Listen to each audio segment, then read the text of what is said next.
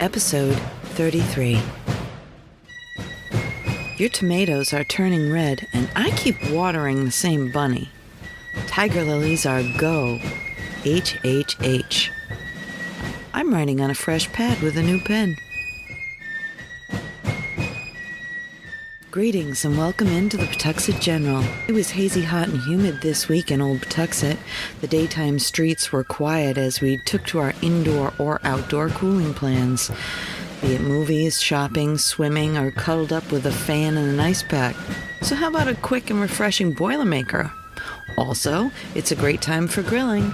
I have a fun method for a vegetable prep for the grill that I'd like to share. But first, a shout out to our Patreon subscribers. These master detectives supply all the evidence that is needed to solve the Holmeseskian mystery that is the Pawtuxet General.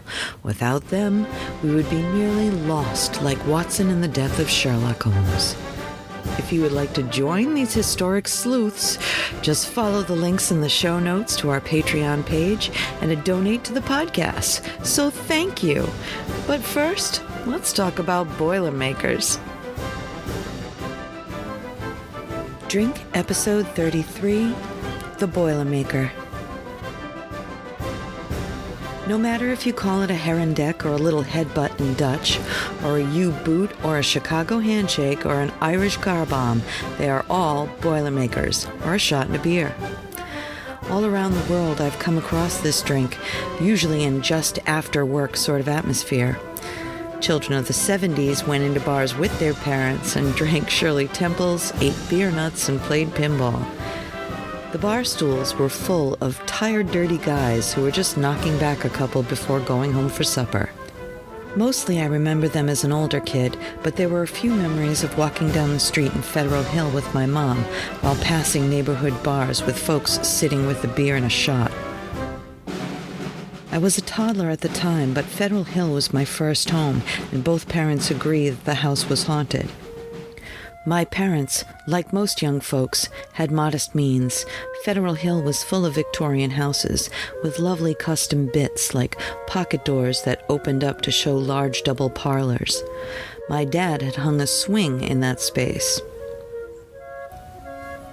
At night, my mother often heard me crying, only to rush in and find me fast asleep, but more importantly, the rocking chair in my room rocking back and forth. She told my dad, who said it must be passing trucks or something. Mom explained that she had also seen a woman standing over my crib who looked at her when she walked in the room and disappeared. Dad found that hard to believe until he went to grab me one night and saw the rocking chair. He stopped it with his hand, and then when he let it go, it started rocking again. There was no vibration in the house, and for the first time, he believed. Now, about that drink. If you saw a Boilermaker in Rhode Island at that time, most of the time you saw a short glass of Narragansett beer and a shot of whiskey. I do a pint of Bass Ale and a shot of good local vodka. But any combo can be fun, like a Corona and a shot of tequila, or a chocolate stout and a shot of Frangelico. How about a Guinness and a shot of Tullamore Dew? Try this drink combo your way and enjoy. Mr. Grillface. In these hot days, grilling can be a daily operation. Sometimes it gets a little repetitive. I would wash, cut, set out on platters the vegetables, then dress them with olive oil, salt, and black pepper. One day I realized that it looked kind of like a face. This sent me down a path thinking, which veggies look more like lips or eyelids? Obviously, photos happened, and even though it was years ago, I was intrigued enough to do some checking into a 15th century artist, Giuseppe Arcimboldo. Not only worked on the stained glass of St. Catherine in the Cathedral of Milan, but he also did the Tree of Life fresco with Giuseppe Medea in the Cathedral of Monza. But he is most famous for his paintings of figures made from nature's shapes, the most famous of the Four Seasons. You can view the entire collection at giuseppearcimboldo.org. And if you'd like to see one in person, the closest to Rhode Island is the Wadsworth Athenaeum in Hartford, Connecticut. They own Summer, which is a banquet for the eyes. So make faces with your vegetables your way for grilling fun and enjoy.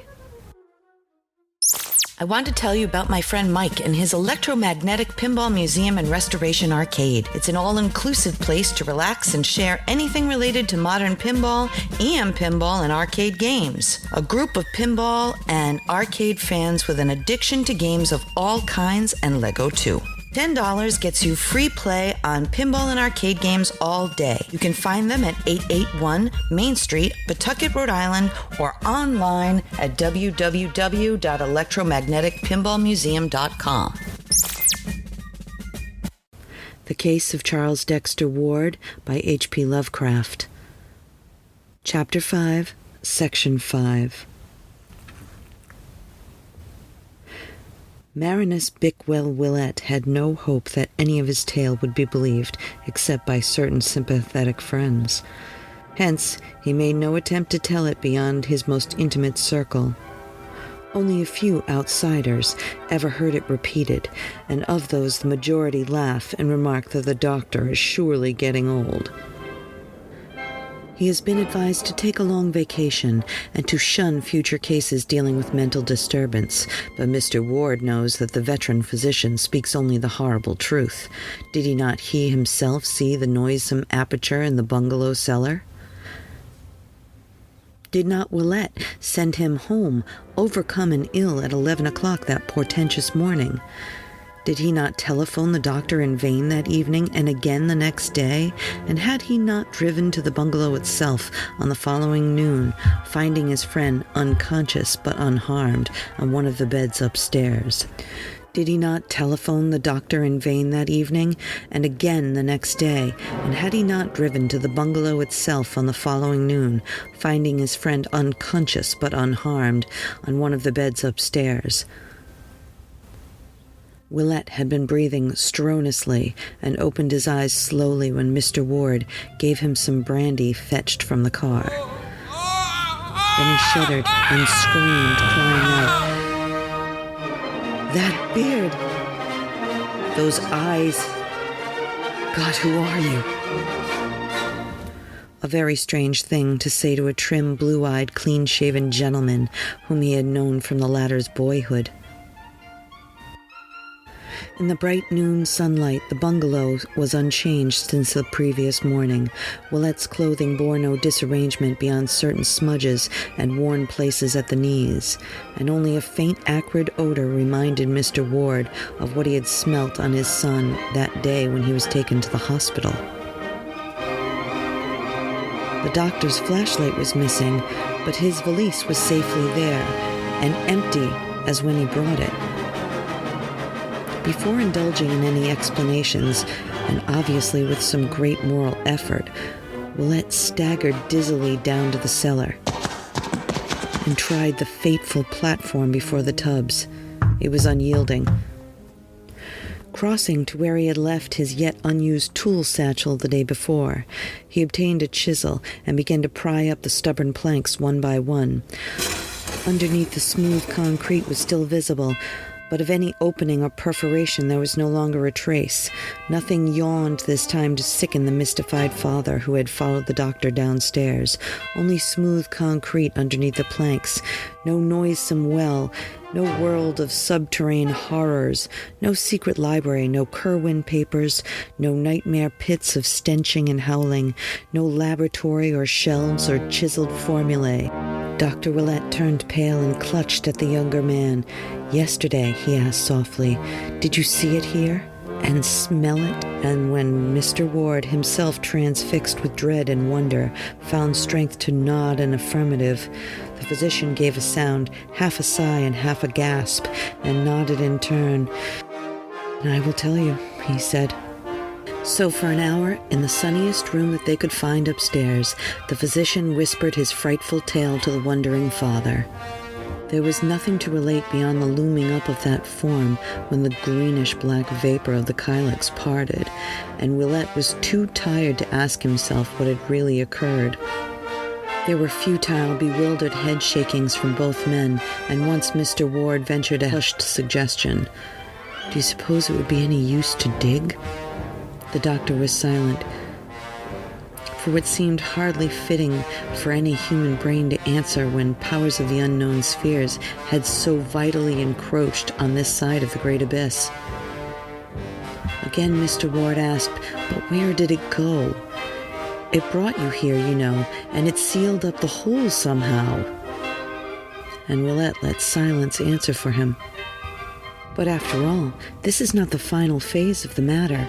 Reaching for his handkerchief before rising to leave, Dr. Willette's fingers closed upon a piece of paper in his pocket which had not been there before, and which was companioned by candles and matches he had seized in the vanished vault. It was a common sheet, torn obviously from the cheap pad in that fabulous room of horror somewhere underground, and the writing upon it was that of an ordinary lead pencil. Doubtless the one that had lain beside the pad. It was folded very carelessly, and beyond the faint acrid scent of the cryptic chamber bore no print or mark of any world but this. But the text itself did indeed reek with wonder, for here was no script of any wholesome age, but the labored strokes of medieval darkness, scarcely legible to the layman who now strained over it, yet having combinations of symbols which seemed vaguely familiar. The briefly scrawled message was this, and in mystery lent purpose to the shaken pair, who forthwith walked steadily out to the Ward car and gave orders to be driven first to a quiet dining place and then to the John Hay Library on the hill. At the library it was easy to find good manuals of paleography, and over these the men puzzled till the lights of evening shone from the great chandelier. In the end, they found what they needed. The letters were indeed no fantastic invention, but the normal script of a very dark period. They were the pointed Saxon minuscules of the 8th and 9th century A.D., and brought with them memories of an uncouth time, when under fresh Christian veneer ancient faiths and ancient rites stirred stealthily. And the pale moon of Britain looked sometimes on strange deeds in the Roman ruins of Caerleon and Hexham, and by the towers along Hadrian's crumbling wall. The words were in such Latin as a barbarous age might remember, and may be roughly translated, "Curwen must be killed, the body must be dissolved in aqua fortis, nor must anything be retained. Keep silence as best you are able." Willette and Mr. Ward were mute and baffled. They had met the unknown and found that they lacked emotions to respond to it as vaguely believed they ought. With Willette especially, the capacity for receiving fresh impressions of awe was well nigh exhausted, and both men sat still and helpless till the closing of the library forced them to leave. Then they drove listlessly to the Ward mansion on Prospect Street and talked to no purpose into the night. The doctor rested toward morning but did not go home, and he was still there Sunday noon when a telephone message came from the detectives who had been assigned to look up Dr. Allen.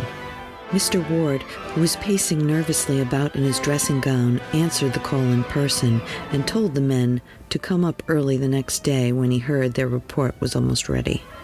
Both Willette and he were glad that this phase of the matter was taking form, for whatever the origin of the strange minuscule message, it seemed certain that the Curwen who must be destroyed could be no other than the bearded and spectacled stranger.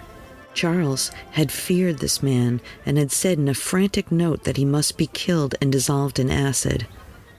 Allen, moreover, had been receiving letters from the strange wizards in Europe under the name Curwen, and palpably regarded himself as an avatar, as the bygone necromancer. And now, from a fresh and unknown source, had come a message saying that Curwen must be killed and dissolved in acid. The linkage was too unmistakable to be factious.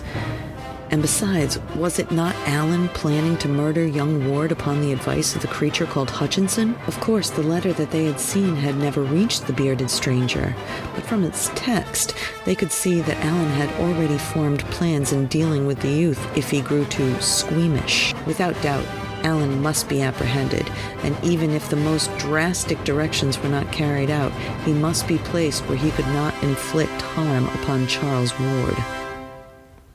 That afternoon, hoping against hope to exact a gleam of information in the innermost mysteries from the only one available capable of giving it, the father and doctor went down to the bay and called on young Charles at the hospital. Simply and gravely, Willette told him all he had found, and notice how pale he turned at each description, made certain the truth of the discovery. The physician employed as much dramatic effect as he could, and watched for a wincing on Charles' part when he approached the matter of the covered pits and the nameless hybrids within, but Ward did not wince. Willette paused, and his voice grew more indignant as he spoke of how the things were starving. He taxed the youth with shocking inhumanity and shivered when only a sardonic laugh came in reply.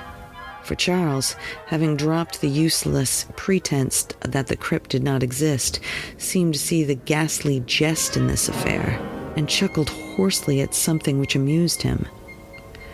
Then he answered, in accents doubly terrible because of the cracked voice he used, "Damn 'em, they do eat, but they don't need to. That's the rare part. A month, you say, without food? Lord, sir, you be modest, you know? That was a joke on old poor Whipple with all his virtuous bluster. Kill everything off, would he? Well, damn, he was half deaf with the noise from outside and never saw or heard like the Wells. He never dreamed they were there at all. Devil take ye, those cursed things have been howling down there ever since Kerwin was done for 150 years gone." But no more than this could Willette get from the youth. Horrified, yet somehow convinced against his will, he went on with the tale as in the hope that some incident might startle his auditor out of the mad composure he had maintained. Looking at the youth's face, the doctor could not but feel a kind of terror at the changes which the recent months had wrought. Truly, the boy had drawn down nameless horrors from the skies. When the room with the formula and the greenish dust was mentioned, Charles showed the first sign of animation. A quizzical look overspread his face as he heard what Willette had read on the pad, and he ventured the mild statement that those notes were old ones, of no possible significance to anyone not deeply initiated in the history of magic. "But," he added, "had you but known the words to bring up which I had put in the cup, you would not be here to tell me this. 'Twas the number 118, and I conceive that you have shook it up without looking what was in the other room. 'Twas never raised by me, but I meant to have it up that day you came to invite me hither." Then Willette told of the formula he had spoken and of the greenish-black smoke which had arisen. And as he did so, he saw true fear dawn for the first time on Charles Ward's face. "It came, and you be here alive?" "It came, and you be here alive." As Ward croaked the words, his voice seemed almost to burst free of its tremors and sink to cavernous abysses of uncanny resonance. Willette, gifted with a flash of inspiration, believed he saw the situation and wove into his reply a caution from the letter he remembered. "Number 118, you say? But don't forget the stones are all changed now in 9 grounds out of 10. You will never be sure till you question." And then, without warning, he drew forth the minuscule message and flashed it before the patient's eyes. He could have wished no stronger result, for Charles Ward fainted forthwith. All this conversation, of course, had been conducted with the greatest secrecy, lest the resident alienists accuse the father and the physician of encouraging a madman in his delusions. Unaided, too, Dr. Willette and Mr. Ward picked up the stricken youth and placed him on the couch. In reviving, the patient mumbled many times of some word which he must get to Orne and Hutchinson at once. So when his consciousness seemed fully back, the doctor told him that of those strange creatures at least one was his bitter enemy, and had given Dr. Allen advice for his assassination. This revelation produced no visible effect, and before it was made, the visitors could see that their host already had the look of a hunted man. After that, he would converse no more, so Willette and father departed presently, leaving behind a caution against the bearded Allen, to which the youth only replied that individual was very safely taken care of, and could do no one harm even if he wished. This was said with an almost evil chuckle, very painful to hear. They did not worry about any communications Charles might indite to that monstrous pair in Europe, since they knew that the hospital authorities seized all outgoing mail for censorship and would pass no wild or outer-looking missive. There is, however, a curious sequel to the matter of Orne and Hutchinson, if such indeed the exiled wizards were. Moved by some vague presentiment amidst the horrors of that period, Willette arranged for an international press-cutting bureau for accounts of notable current crimes and accidents in Prague and in eastern Transylvania. And after 6 months, believed that he had found 2 very significant things among the malfarous items he received and had translated. One was a total wrecking of a house by night in the oldest quarter of Prague and the disappearance of an evil old man named Josef Nadek, who had dwelt in it alone ever since anyone could remember. The other was a Titan explosion in the Transylvanian mountains east of Rakus, and the utter extirpation with all of its inmates of the ill-regarded Castle Ferenzi, whose masters, spoken so badly by the peasants and the soldiery alike, that he would shortly have been summoned to Bucharest for serious questioning, had this incident not cut off his career already, so long as to antedate all common memory. Willette maintains that the hand which wrote those minuscules was able to wield stronger weapons as well, and that while Kerwin was left for him to dispose of, the writer felt able to find and deal with Orne and Hutchinson himself. Of what their fate may have been, the Doctor strives seditiously not to think.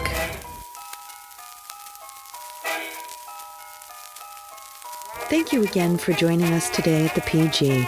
If you'd like more information about our pop-up general store, or to book us for an event, or to share a ghost story, yes please! Our email is jess@pawtuxetgeneral.com. Stay cool, everybody, and I can't wait to meet you right back here next time at the Pawtuxet General.